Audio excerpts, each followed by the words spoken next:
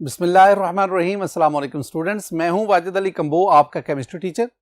Student chapter 2 उसकी exercise का ये दूसरा लेक्चर है। इस लेक्चर में भी हम शॉर्ट आंसर क्वेश्चन और फिर हम न्यूमेरिकल टाइप क्वेश्चन इनको सॉल्व करेंगे। तो पहले क्वेश्चन की तरफ आए। What is n plus L rule? ये n प्लस एल रूल क्या है? पहले जरा इसकी स्टेटमेंट को देखें। n प्लस एल रूल या हम इसे विस-वेसर n प्लस एल रूल भी कहते हैं। तो n प्लस एल रूल जो है इसकी स्टेटमेंट में दो बातें हैं। Orbitals are arranged in the increasing order of n plus L value. ये पहली बात है कि जब हमने ऑर्बिटल्स को अरेंज करना है हमने उनको n प्लस एल, अब याद रखना इसमें ये जो n है this one is the principal quantum number और ये जो l है this one is the azimuthal quantum number. यानी दोनों का सम है। n plus l mean sum of principal quantum number and azimuthal quantum number. तो जब आपने ऑर्बिटल को अरेंज करना है आप उनका n प्लस एल वैल्यू लेंगे और उस वैल्यू के लिहाज से उनको अरेंज, जिसकी वैल्यू कम है उसको पहले, जिस तरह वैल्यू बढ़ती जाएगी n प्लस एल की वैसे वैसे आप उन ऑर्बिटल को अरेंज करते जाएंगे।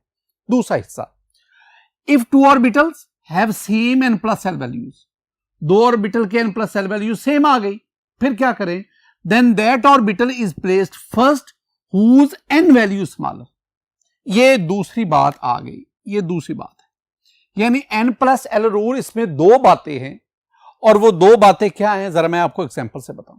देखें ये मेरे पास मुख्तलिफ ऑर्बिटल्स हैं। यानी अगर आप फर्स्ट ऑर्बिट में जाएं उसमें एक ऑर्बिटल है 1s। अगर आप सेकंड ऑर्बिट में जाएं, सेकंड शेल में जाएं जिसे हम एल शेल कहते हैं, उसमें दो ऑर्बिटल हैं 2s 2p। थर्ड ऑर्बिट में तीन ऑर्बिटल्स हैं 3s 3p 3d। Four orbit में 4 ऑर्बिटल्स हैं 4s 4p 4d 4f। मैं इनकी बात करता हूं, मैं इनकी पहले n प्लस एल वैल्यू लेता हूं।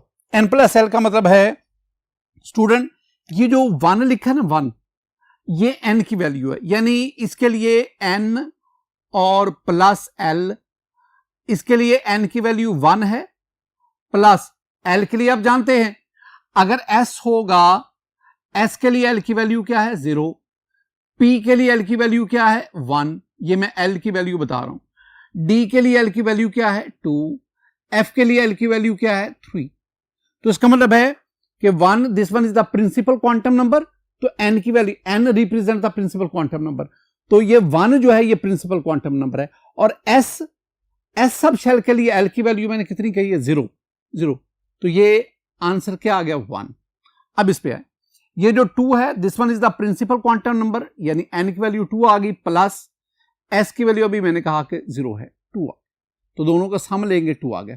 यानी 1s ऑर्बिटल, इसके लिए n प्लस एल वैल्यू ये 1 आ गई। 2s के लिए n प्लस एल वैल्यू जो है वो 2 है। किसकी कम है 1s की, किसकी ज्यादा है 2s की। तो पहले मैं लिखेंगा 1s, फिर क्या लिखूंगा 2s, ये लिखूंगा। अब इस पे आए, अब 2p को देखें।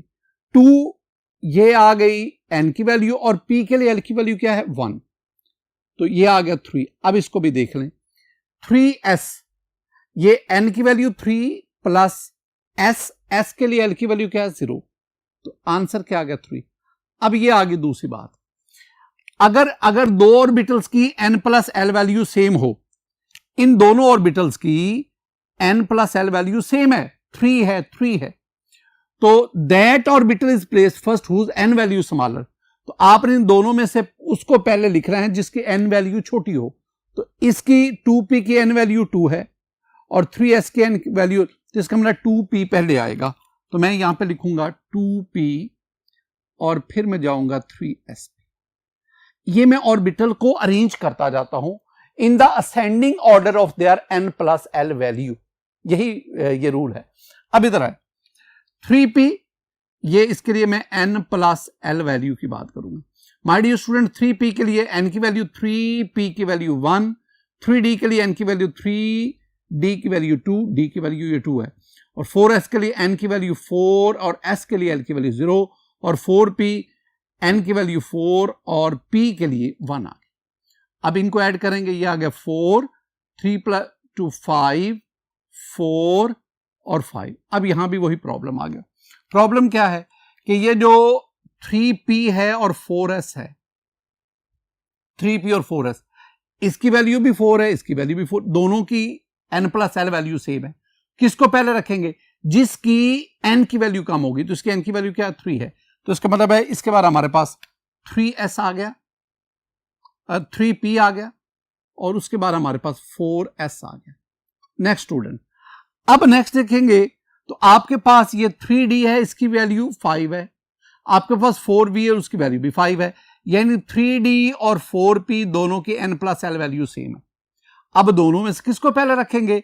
जिसकी n की वैल्यू। तो इसका मतलब इसके बाद हमारे पास आ गया 3d और 4, फिर आपके पास क्या आ गया? 4p। ये आपके पास, माय डियर स्टूडेंट, ये 1s 2s 2p, 3s 3p, 4s 3d 4p। तो वैसे भी इनको याद करना हो ना, school school public school public school, ये public school public school, divisional public school division, इस तरह। तो ये मैंने आपको तरीका बताया। ये था हमारे पास स्टूडेंट n+l रूल। अब हम बढ़ते हैं, why is 4s orbital lower in energy than 3d orbital. ऊपर मैंने आपको बताया तो है 4s और 3d इनकी बात को कर रहे हैं, ये इनकी बात कर रहे हैं। अब देखो ना, इधर को हम मूव करते हैं ना तो एनर्जी बढ़ रही है, एनर्जी इंक्रीज करती। इसका मतलब है इसकी एनर्जी कम है और 3d की एनर्जी क्या है? ज्यादा है। यही तो सवाल है कि why 4s orbital is lower in energy, 4s की एनर्जी कम क्यों है और 3d की एनर्जी ज्यादा क्यों है? उसका जवाब है। तो हम इसका आंसर किसके बेस पे देंगे? ऊपर मैंने बता तो दिया है, इसका आंसर हम देंगे n+l रूल की बेस पर, n+l रूल। और ये रूल हमें क्या बता रहा है?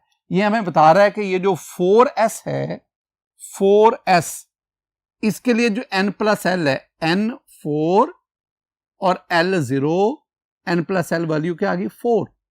और जो 3d है उसके लिए n की वैल्यू 3 प्लस d की वैल्यू 2, तो ये कितना हो गया? 5।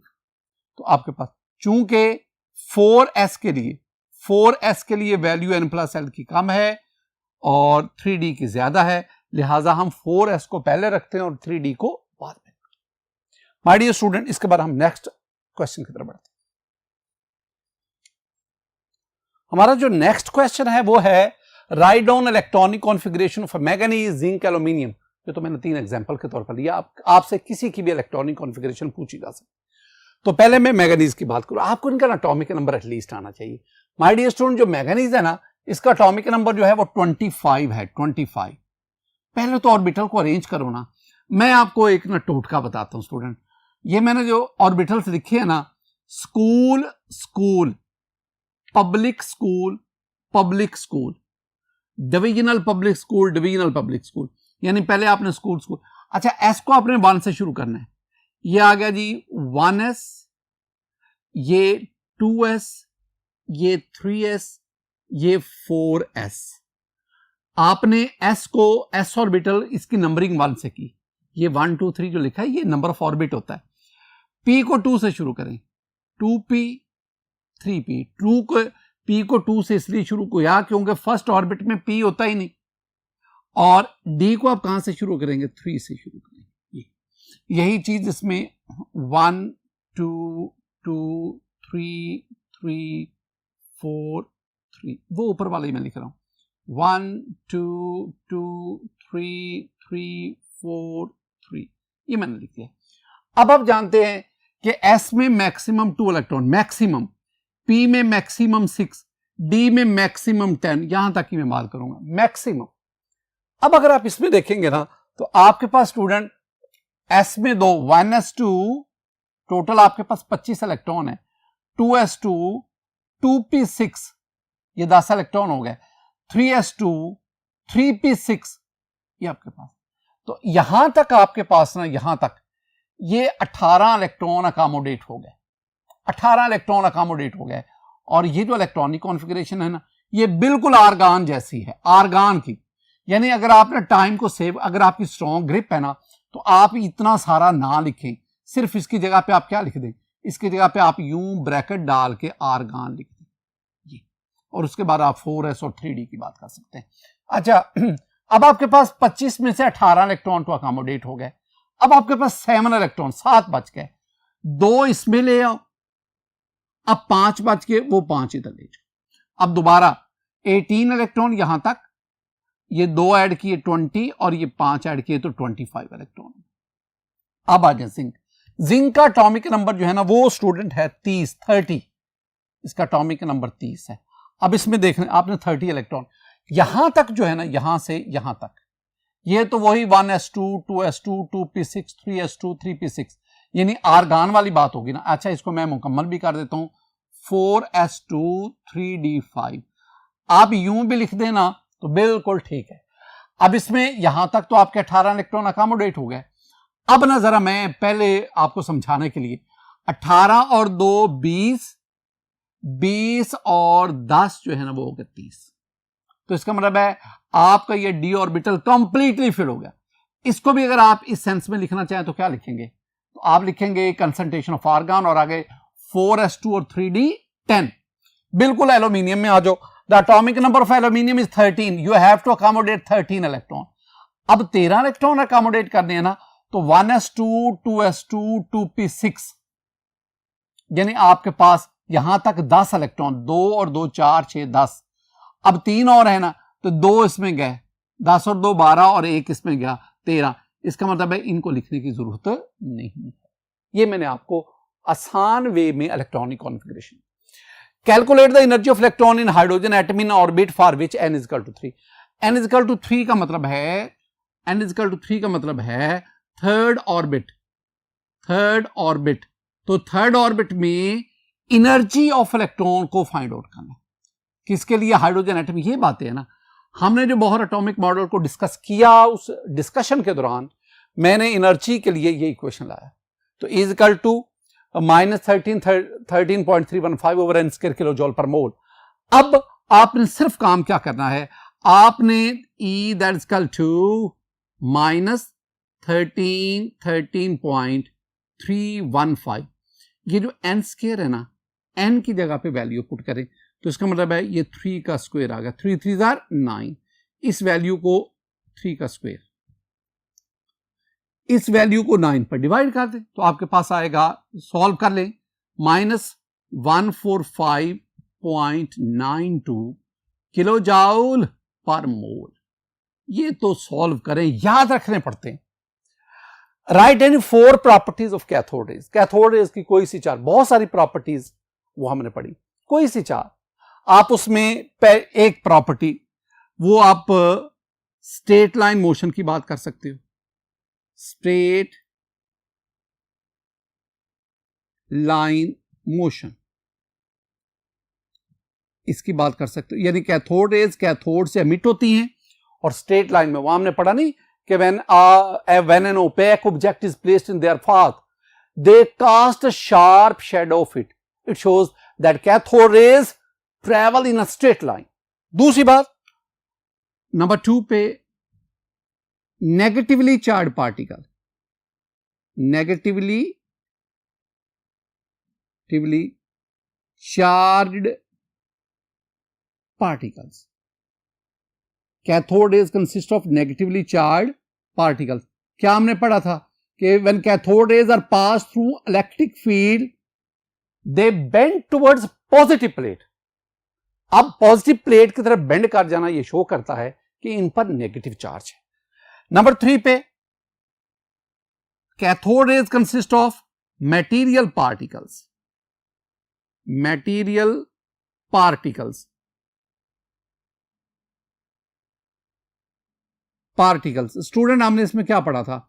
हमने पढ़ा था कि cathode rays can drive a light pedal wheel placed in their path. अगर कैथोड रेज के रास्ते में लाइट पेडल व्हील रखेंगे, इसको घुमा देंगे, it shows that they possess the momentum, और वो पार्टिकल जो मोमेंटम रखता है that is called a material particle. एक और आप 4 बातें, एक और आप इसकी ना E/m वैल्यू बता सकते हैं। तो कैथोड रेज की E/m वैल्यू जो है वो 1.7588 क्रॉस 10⁻11 कूलम पर केजी। अच्छा, मैंने तो ये मुख्तसर लिखी ना, आप तो ये भी कह सकते हैं cathode rays can ionise the gases, cathode rays can produce the X rays when strike on a heavy metal, और बहुत सारी properties. Cathode rays cast produce the fluorescence when strike the walls of the discharge tube. ये सारी बातें। What are the shortcoming of Bohr atomic model? Bohr atomic model, उसके disadvantage, defect क्या है? Short coming कह लो, short coming कह लो, या defects कह लो। डिफेक्ट्स स्टूडेंट, ये एक इंपॉर्टेंट टॉपिक है। इसमें आप ना पहले तो ये कहेंगे कि बोहर एटॉमिक जो है ये मल्टी इलेक्ट्रॉन सिस्टम के स्पेक्ट्रम को एक्सप्लेन नहीं करता। Bohr atomic model fails to explain the multi electron system. Mono electron system, one electron system, उसके स्पेक्ट्रम को ये एक्सप्लेन करता है सक्सेसफुली। दूसरी बात आप ये करेंगे कि ये जो बोहर एटॉमिक मॉडल है ना, ये जी-मैन और स्टार का फैक्ट उनको एक्सप्लेन नहीं करता। तीसरी बात आप कहेंगे कि ये जो बोहर एटॉमिक मॉडल है ना, ये जो बहुत बारीक बारीक सी, जिन्हें हम कहते हैं ना फाइन स्ट्रक्चर या मल्टीपल स्ट्रक्चर, वो फाइन स्ट्रक्चर या मल्टीपल स्ट्रक्चर उनकी ओरिजिन को एक्सप्लेन नहीं करता। और ये जो एलिप्टिकल पाथ वगैरह हैं, इनके कॉन्सेप्ट को भी बोहर एटॉमिक मॉडल एक्सप्लेन नहीं करता। माय डियर स्टूडेंट, आप ना इसमें short coming of Bohr atomic model. अब हम बढ़ते हैं नेक्स्ट क्वेश्चन की तरफ। माय डियर स्टूडेंट, मेरे पास जो नेक्स्ट है क्वेश्चन वो है कि calculate the distance between nucleus and electron in 5th orbit of hydrogen atom. यानी हाइड्रोजन एटम, उसके न्यूक्लियस और 5th ऑर्बिट के दरमियान डिस्टेंस जो है वो कितना होगा? Very simple, according to Bohr model, according to Bohr's model, atomic model, ये हमें क्या बताता है? ये वाला Rn that is equal to 0.529 angstrom into n square. This formula is for the hydrogen atom. It should be kept in mind. अब आपने सिर्फ और सिर्फ यहां n मीन ऑर्बिट, और जब आप 5th ऑर्बिट की बात करते हैं ना, तो for 5th orbit the value of n is equal to 5 and you have to put 5 here.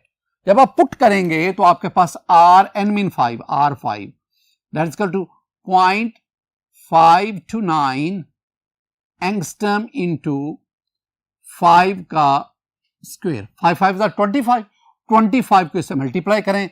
जब आप मल्टीप्लाई करेंगे तो आपके पास जो 5th ऑर्बिट का रेडियस आएगा स्टूडेंट, वो 13.225 एंगस्ट्रम आएगा। नेक्स्ट हमारे what is the wave number? Wave number, wave length नहीं है, फ्रीक्वेंसी नहीं है, वेव नंबर है, new bar. Wave number of spectral line of an electron when it jump from 4th orbit to 2nd orbit.